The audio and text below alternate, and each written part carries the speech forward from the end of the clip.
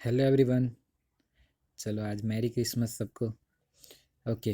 तो ग्रेविटेशन वैसे तो मैंने 2 दिन पहले बताया था स्टार्ट करना है, बट अभी है ना थोड़ी हेल्थ इश्यू है मेरी। एंड अभी 12th के एग्ज़ाम के जेडब्ल्यू के एग्ज़ाम के पेपर भरने में थोड़ा बिजी हूँ वो सब। तो थोड़ी बहुत दिक्कत आ रही है। चलो अब कंटिन्यू रखेंगे, आज से न्यू ईयर है। ओके चलो। तो आज हम स्टार्ट करने वाले हैं चैप्टर नंबर हमारा 8। ये थोड़ा कुछ नया है। मुझे 12th के स्टूडेंट से रिव्यू मिल रहा था कि सर थोड़े हैंड राइटिंग अच्छे से समझ में नहीं आ रहे, आप नोटबुक में लिख के पढ़ाओ। तो मैंने इसीलिए ये फॉर्मेट चूज़ किया है कि मैं यहाँ पे वो फिगर सब ड्रॉ कर पाऊँ, और जो वहाँ पे मुझे करना है वो लिखना है वो आपको अच्छे से दिखाई भी दे। ओके। देन चलो स्टार्ट करते हैं ग्रेविटेशन से। तो सबसे पहले बात करते हैं उसके अंदर उसके इंट्रो के बारे में। चलो देखो, यहाँ पे थोड़ा बहुत हिलता रहेगा, मैंने टेबल के ऊपर नहीं लिखा रखा हुआ, इसीलिए सेट करने में थोड़ी प्रॉब्लम हो रही है। समझो आज मेरा पहली बार है ये।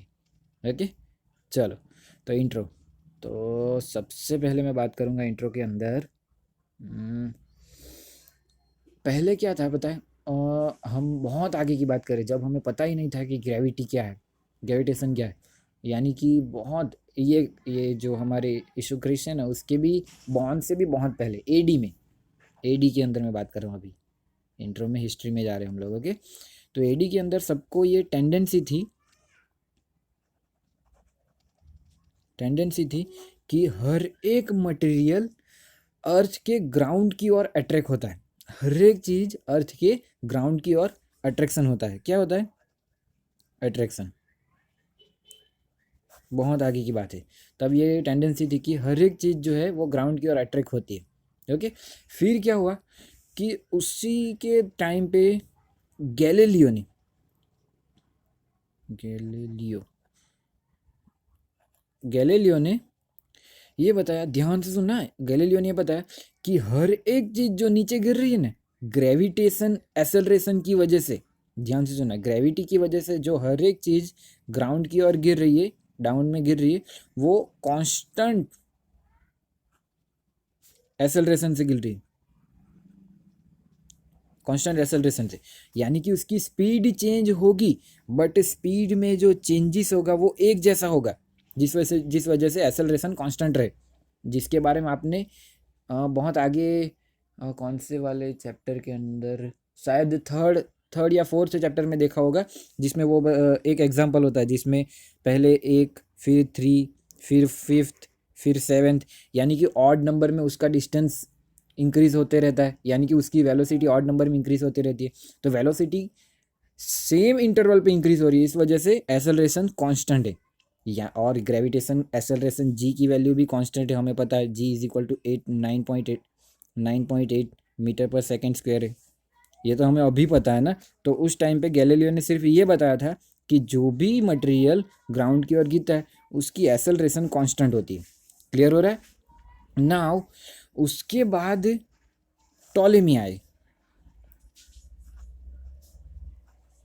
देखो ये कुछ नया पैटर्न है, तो आप लोग थोड़ा सा और फोकस रहना, शायद मेरे से मिस्टेक ज़्यादा हो सकती है।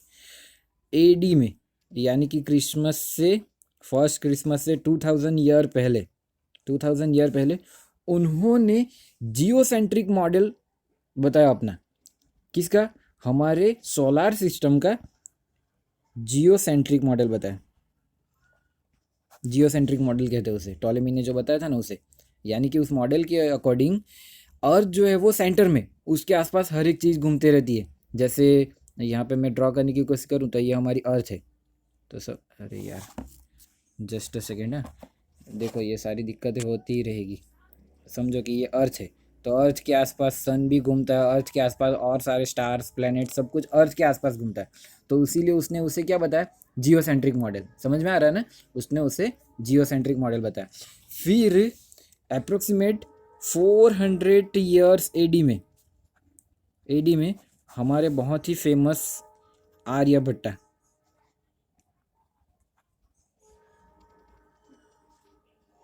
चार्य, वैसे तो उसका पूरा नाम आर्य भट्टाचार्य है। तो उन्होंने 400 एडी के आसपास हमारे ओरिजिनल मॉडल, जिससे हम हेली, मैं लिख लेता हूँ पहले, हेलीसेंट्रिक कहते हैं। क्या कहते, हेलिसेंट्रिक मॉडल, उससे बताया। उसके अकॉर्डिंग सेंटर में सन है। तो यानी कि अभी जो है वो करेक्ट बात आर्यभट्टा ने सबसे पहले बताई थी। इसीलिए हम बार बार बोलते हैं कि आर्यभट्टा ने सबसे पहले बताया था ग्रेविटी के बारे में। आर्यभट्टा ने सबसे पहले हमारे सोलार सिस्टम का करेक्ट मॉडल बताया था। उसने अपनी सारी बुक्स में ये सारी चीज़ें लिखी हुई है, जिसके सेंटर में सन है और उसके आसपास अर्थ और दूसरे सारे प्लेनेट, स्टार, हर एक चीज़ मूव करती रहती है। क्लियर हो रहा है? तो उससे कहते हैं हेलिसेंट्रिक मॉडल। तो सबसे पहले टॉलेमी ने 2000 ईयर एडी में जियोसेंट्रिक मॉडल बताया था। उसके अकॉर्डिंग क्या था, जियोसेंट्रिक, यहाँ पे ये जियोसेंट्रिक यानी कि हमारी अर्थ सेंटर में, हेलिसेंट्रिक के अंदर हमारा सन सेंटर में। ओके, फिर उसके 10 डेकेड सेंचुरी के बाद उसके बाद निकोलस कॉपरनिकस, ये बहुत फेमस नाम है, वैसे कॉपरनिकस ही कहते हैं बट अभी निकोलस इतना लिखता हूँ,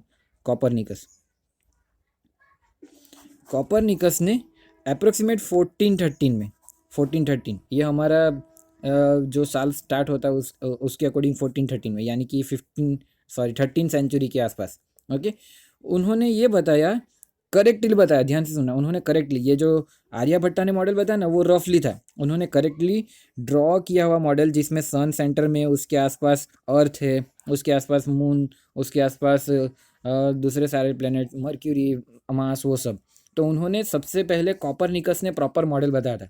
बट वहाँ पे प्रॉब्लम क्या हो गई पता है, चर्च वालों ने इस मॉडल को डिस्क्रिटिसाइज किया, डिस्क्रेडिट दिया, समझो कि उस मॉडल को क्रेडिट नहीं दिया, क्योंकि चर्च वाले सब लोग अर्थ के ऊपर रह रहे तो अर्थ को ज़्यादा वैल्यू देते हैं। उन्होंने बताया कि इसके अंदर सन ज़्यादा वैल्यूएबल है, उसके बाद अर्थ है, वो सब। इस वजह से ये सारी प्रॉब्लम, तो पता है पॉलिटिक्स होते रहता है, हमें अभी उसके ऊपर ध्यान नहीं देना है।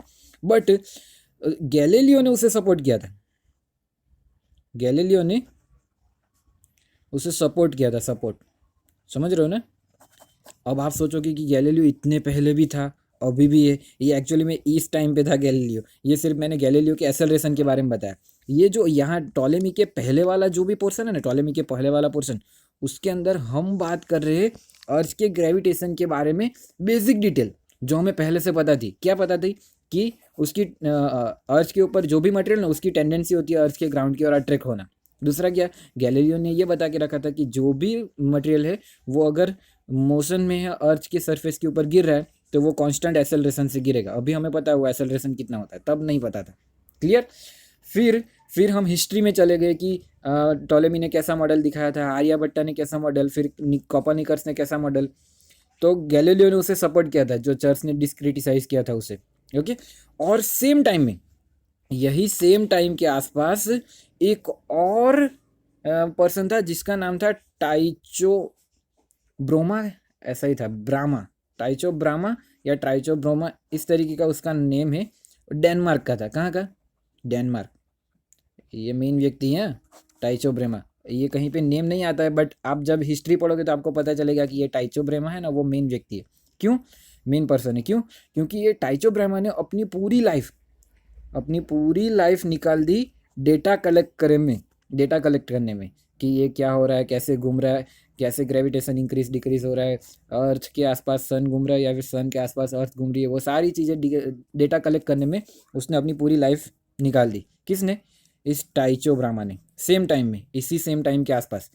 फिर उसके डेटा को एनालाइज करके, उनके डेटा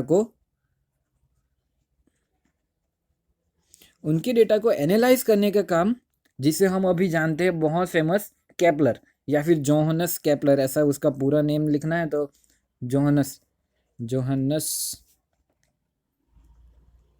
केपलर, डबल एल होगा। ओके, जोहानस केपलर करके, ये जो था ना वो उसका असिस्टेंट था। किसका? टाइचो ब्रामा का। जिसने पूरा डेटा निकाला था ना, पूरी अपनी लाइफ निकाल के जो भी डेटा निकाला था, उस डेटा को एनालाइज करके जोहानस केपलर, या फिर बहुत फेमस नेम है सिर्फ उसकी सरनेम केपलर से, केपलर ने 3 लॉस दिए ग्रेविटी के लिए। 3 लॉस, जिसे हम आज के वीडियो में मेनली हमें वो 3 लॉस देखने थे। तो हमने हिस्ट्री पढ़ी, टॉलेमी ने सबसे पहला मॉडल, फिर आर्यभट्टा ने दिखाया, फिर निकोलस कॉपर ने, जिसे सपोर्ट किया था गैलीलियो ने। उसके बाद टाइचो ब्रामा, जिसने अपनी पूरी लाइफ निकाल दी डेटा कलेक्ट करने में। उस डेटा को एनालाइज किसने किया? जोनास केपलर ने। अब जोनास केपलर ने ये पूरा डेटा जो एनालाइज किया, उसके ऊपर से उसने 3 लॉस दिए। उसमें से सबसे पहला लॉ, चलो अब न्यू टॉपिक स्टार्ट होता है जो हमें आज देखना था मेनली, केपलर्स लॉ। उसे कहते हैं केपलर्स लॉस। ओके, उसमें से हमें सबसे पहले देखना है, जो पहला लॉ है वो है लॉ ऑफ ऑर्बिट। क्या है? लॉ ऑफ ऑर्बिट्स, कुछ भी कह सकते हो। अब लॉ ऑफ, अरे यार ये नहीं दिख रहा है ना, sorry my mistake. Loss of orbit देखने से पहले आपको एक शेप के बारे में थोड़ी डिटेल बतानी है, जिसे इलिप्टिकल शेप कहते हैं। देखो तो मैं कहाँ पे दिखाऊँ, यहाँ पे दिखाने वाला हूँ। इसे इरेज करते, थोड़ा सा नीचे जाते, और यहाँ पे मैं एक शेप ड्रॉ करूँगा जिसे इलिप्ट कहेंगे, या फिर मैं बताऊँगा कि इलिप्ट कैसे ड्रॉ होता है। तो मान के चलो मेरे पास 2 पॉइंट्स है। अरे यार मैं ये पता नहीं मैं ड्रॉ कर पाऊँ। यहाँ पे दिखाता हूँ, चलो यहाँ पे देखो, इसके अंदर देखते रहना। मान के चलो ये एक पॉइंट है और ये एक मेरे पास सेकंड पॉइंट है। अब मैं क्या करूँगा पता है, इन दोनों पॉइंट के ऊपर मैं पिन को कनेक्ट करूँगा। मैंने यहाँ पे एक पिन लगा दी, अब यहाँ पे एक पिन लगा दी। देखते रहना, मैं आपको एक्सप्लेन कर रहा हूँ एक न्यू शेप। आपने स्क्वायर, रेक्टेंगल, वो सारे शेप देखे ना, वैसे ही आज हम देखने वाले इलिप्टिकल शेप। ओके, तो ध्यान देना, यहाँ पे मैंने 2 पिन लगाई हुई है। नाउ अब इस पिन के बीच में मैं एक लूज स्ट्रिंग, बहुत टाइट नहीं, एक लूज, यानी कि मैं उसे स्ट्रेच कर पाऊँ, इस तरफ खींच पाऊँ, उस तरफ खींच पाऊँ, कहीं पे भी खींच पाऊँ, इस तरीके से मैंने एक लूज स्ट्रिंग लगाई हुई है। अब मैं इस स्ट्रिंग को स्ट्रेच करूँगा, खींचूंगा, जितना खींच सकता हूँ उतना। समझो कि इस पेन के यहाँ पे रख के इस तरीके से स्ट्रिंग को मैं बाहर खींचता हूँ।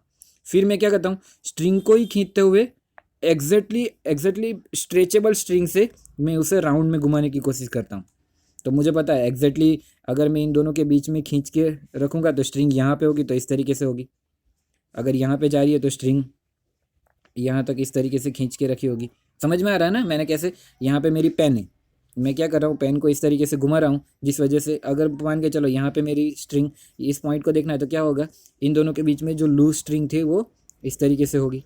मुझे सिर्फ दिखाना है कि स्ट्रिंग को मैंने लूज रखा हुआ है, फिर मैं यहाँ पे इस तरीके से पेन या कोई भी पॉइंट घुमाते हुए उसे सर्कल में घुमाता हूँ, तो इस टाइप का शेप प्रिपेयर होता है। तो ये जो शेप है ना, इसे कहते हैं इलिप्स कहते हैं।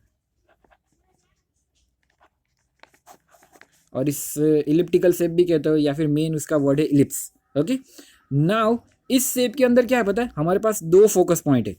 इसे we have 2 focus point, F1 and F2।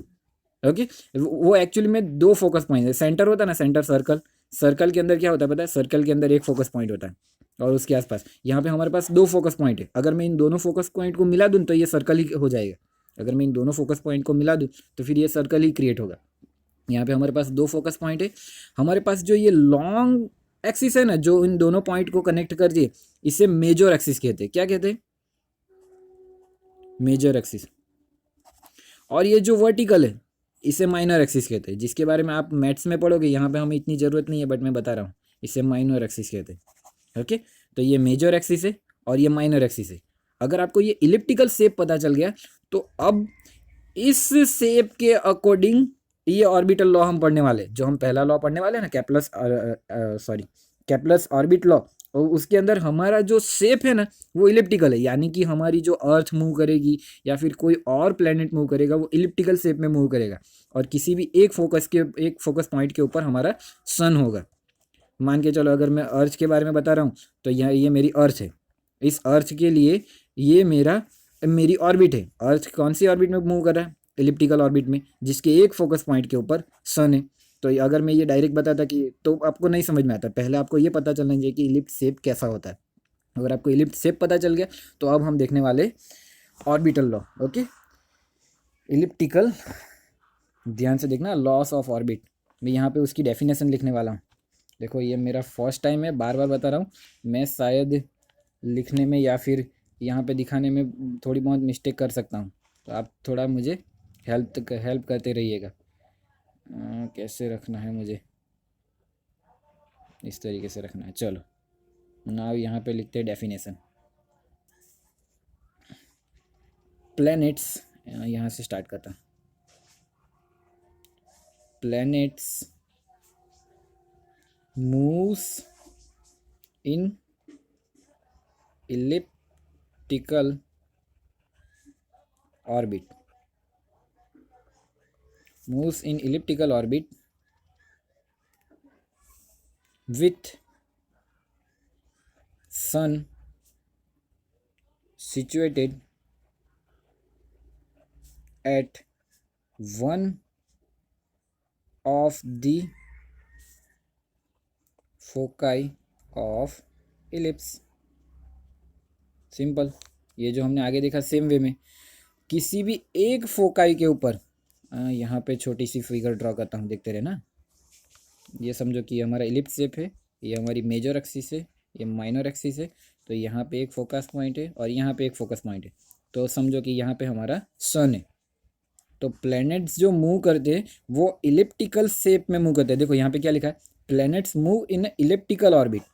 अगर प्लैनेट्स इलिप्टिकल ऑर्बिट में मूव कर रहा है तो एक फोकस पॉइंट के ऊपर, with the sun situated at the one focus point, तो इसे कहते हैं लॉस ऑफ ऑर्बिट, कि हमारी ऑर्बिट कैसी होगी। तो प्लैनेट जो भी मूव करेगा ना, उसकी ऑर्बिट का लॉ है, ऑर्बिट इलिप्टिकल होगी, जिसके एक फोकस पॉइंट के ऊपर हमारा सन होगा। ओके, ये इसके ऊपर से बहुत सारी कैलकुलेशन होती हैं। आप हम आगे देखेंगे, आप मैथमेटिक्स में देखोगे इसके ऊपर, जब ये शेप आएगा ना तो वहाँ पे एक एसेंट्रिसिटी करके वर्ड पढ़ोगे आप, मैथ्स वालों के लिए। अभी वो मुझे डिटेल में नहीं दिखाना है। चलो अब हम देखते हैं सेकंड लॉ। पता चल गया इलिप्टिकल लॉ। इलिप्टिकल लॉ मैं क्यों बोल रहा हूँ, क्योंकि ऑर्बिट इलिप्टिकल है, इसलिए मैं इलिप्टिकल लॉ बोल रहा हूँ। तो याद रखना कि हमारे जो सोलार सिस्टम में प्लेनेट मूव करते हैं सन के आसपास, वो सर्क्यूलर मूव नहीं कर रहे, वो इलिप्टिकल शेप में मूव कर रहे। ओके, जिसे फर्स्ट लॉ कहते हैं। और ये सारे लॉ कहाँ से आए हैं, ये डेटा एनालिसिस। ये डेटा एनालिसिस किसका है, टाइको ब्राह्मा का, टाइको ब्राह्मा कुछ भी कह सकते हो, जिसने अपनी पूरी लाइफ निकाल दी थी डेटा कलेक्ट करने में, जिससे सिर्फ जॉन केपलर ने उसे एनालाइज किया। एनालिसिस करना सिर्फ नहीं कह सकते, वो भी बहुत मेहनत का काम है। डेटा एनालिसिस करके उसके ऊपर से, उस डेटा के ऊपर से उसने 3 लॉस दिए। ओके, जिसमें से हमने फर्स्ट लॉ देख लिया, loss of orbit. Now the second law. चलो सेकेंड लॉ की बात करते हैं। अब सेकेंड लॉ के लिए मुझे स्पेस नहीं मिल रही, मैं इसे जस्ट अ मिनट। हाँ, देखो अब यहाँ पे मैं लिखने वाला हूँ अब सेकेंड लॉ। कहाँ पे आपको दिखाई दे रहा है? ओके, यहाँ से दिखेगा ना। मेरा पहली बार है ना, तो समझ सकते हो आपकी मुझे कितनी प्रॉब्लम हो रही होगी, और मैं भी समझ सकता हूँ आपको कितनी प्रॉब्लम हो रही होगी कि यहाँ पे मैं ये क्या कर रहा हूँ। अब सेकंड लॉ है वो लॉस ऑफ एरिया है, लॉ ऑफ एरिया। ध्यान से देखना, इस लॉ को मैं लिखने वाला हूँ पूरा, फिर हम उसे ड्रॉ करके एक्सप्लेन करेंगे। दी लाइन दैट, ध्यान से इस वर्ड को समझने की कोशिश करो, जब मैं डेफिनेशन लिख रहा हूँ आप वर्ड को समझने की कोशिश करो। The line that joining one या फिर any planet to the sun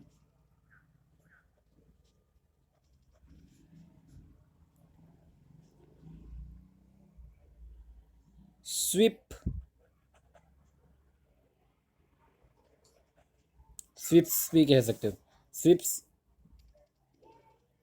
equal area in equal interval of time.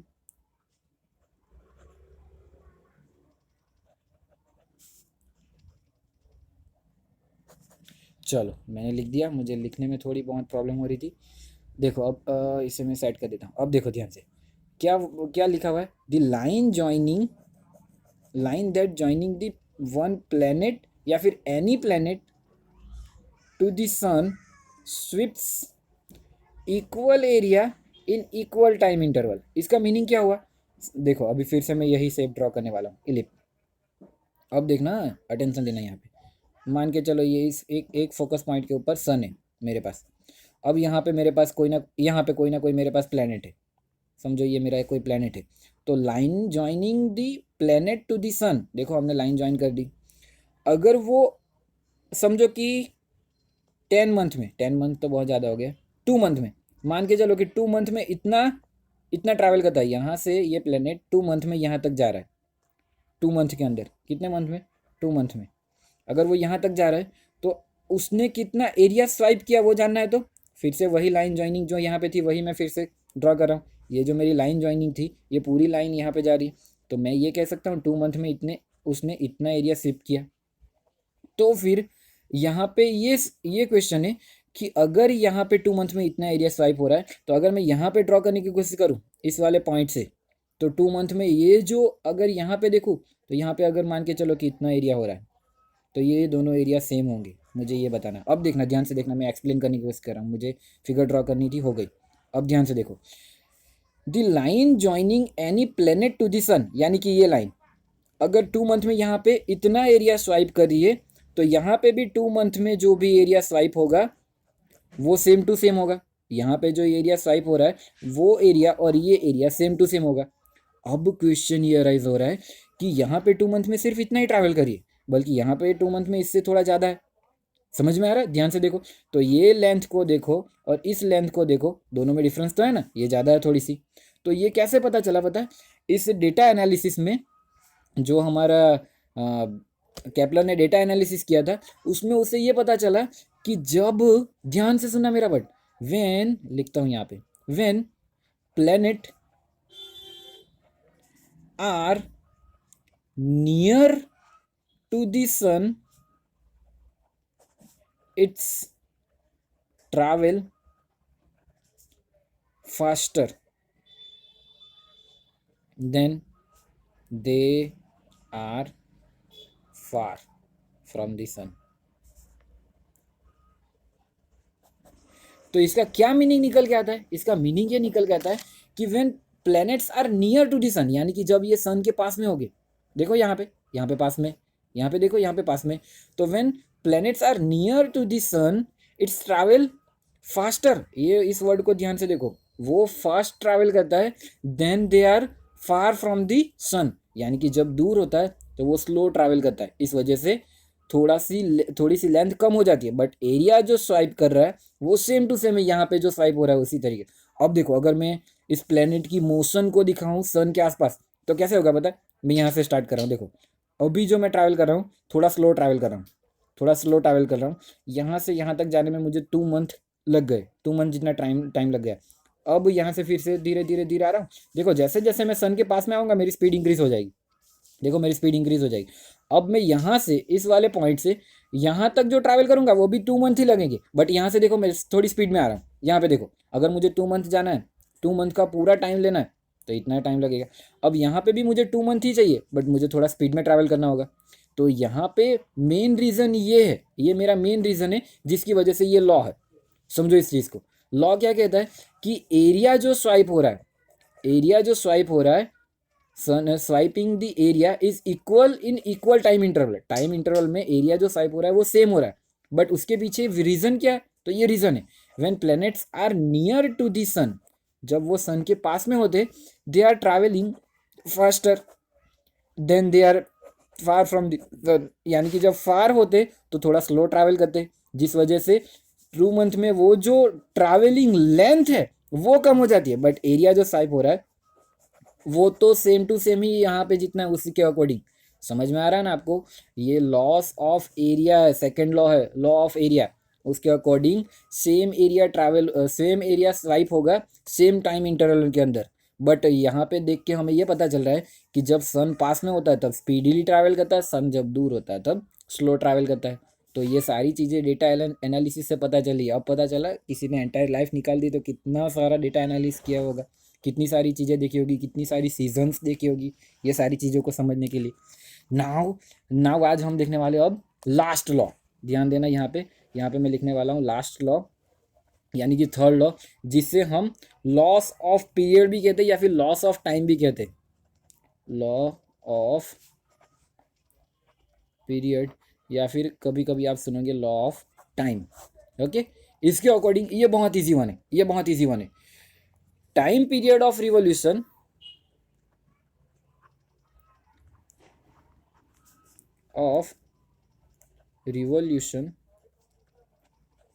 is proportional to the cube of radius of the sun. Radius इतना ही लिखो ना, क्यूब ऑफ रेडियस. चलो ध्यान दो, क्या law, time period दिख रहा है ना, time period sorry square of time period,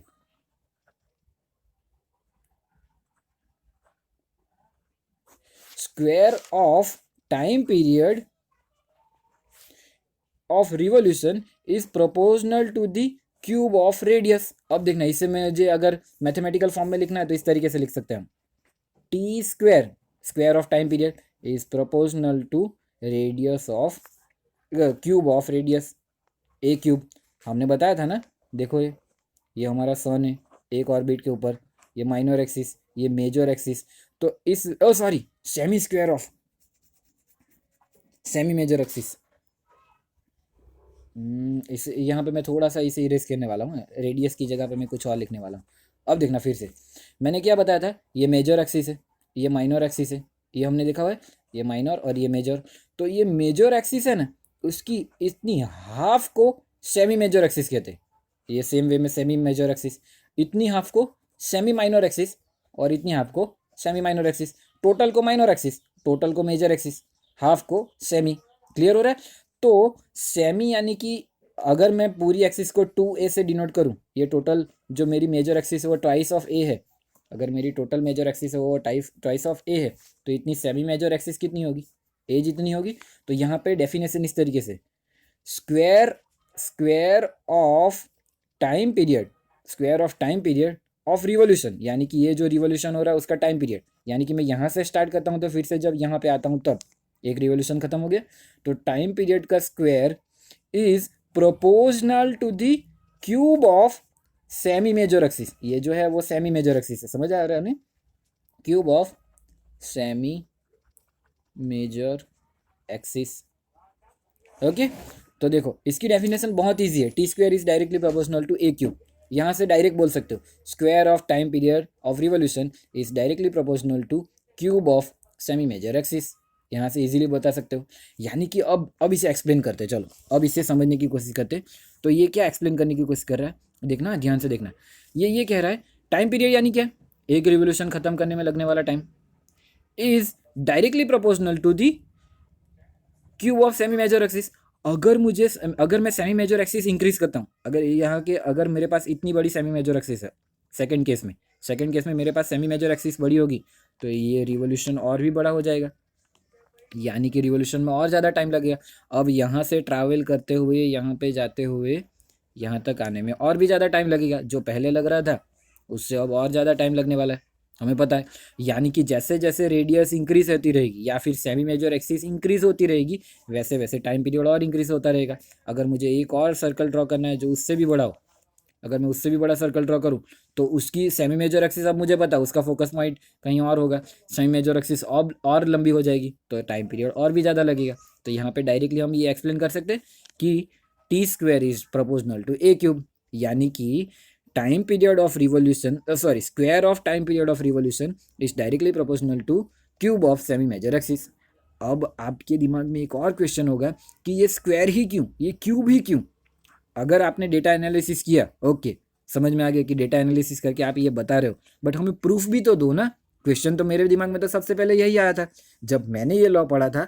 तो चलो मान लिया कि उन्होंने डेटा एनालिसिस किया है, यहाँ पे जो फिगर से एक्सप्लेन कर रहे हैं वो भी एकदम क्लियर है कि अगर ज़्यादा बड़ा रिवॉल्यूशन करना है तो ज़्यादा टाइम लगेगा, यानी कि जितनी रेडियस इंक्रीज होती रहेगी, यानी कि जितनी सेमी मेजर एक्सिस इंक्रीज होती रहेगी, उसके अंदर टाइम पीरियड भी उतना इंक्रीज होने वाला है. चलो ये फिगर से तो हमें एक्सप्लेन हो रहा है, बट ये जो क्यूब ही क्यों, ये स्क्वायर ही क्यों, अगर ये आपने डेटा एनालिसिस किया हुआ है तो उस डेटा एनालिसिस का कुछ ना कुछ तो प्रूफ भी होगा, वो प्रूफ दो हमें. तो ये जो प्रूफ है मुझे पता है आपकी बुक में नहीं दिया हुआ है, बट मैं आपको एक्सप्लेन कर सकता हूँ. बट अभी एक्सप्लेन करूँगा तो प्रॉब्लम ये हो जाएगी कि उसके अंदर एक इक्वेशन आने वाला है, ग्रेविटेशनल फोर्स का इक्वेशन, G m²/r²। और अभी आपको ये इक्वेशन अभी नहीं पता है, शायद आपने ग्रेविटी में सीवी सर ने पढ़ाया होगा तो शायद पता होगा, बट मैंने अभी नहीं पढ़ा है। इसीलिए जब तक ये इक्वेशन हमारे पास नहीं आ जाता तब तक के लिए इसका प्रूफ जो है वो हम अभी पेंडिंग रखते हैं। ओके, इस प्रूफ को अभी पेंडिंग रख रहे हैं। क्या कर रहे हैं? पेंडिंग, कि कैसे t² is directly proportional to a³ हो रहा है।